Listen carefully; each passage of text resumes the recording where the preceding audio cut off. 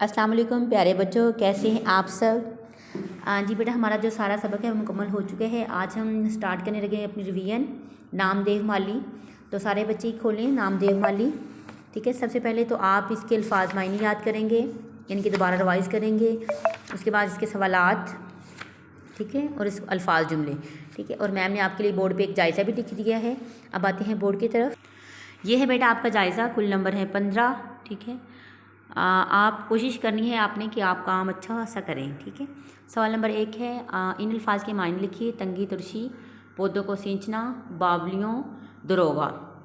इन अल्फाज और मुहावरात को जुमलों में इस्तेमाल करें। ढील देना, कुंदन हो जाना, परवान चढ़ाना।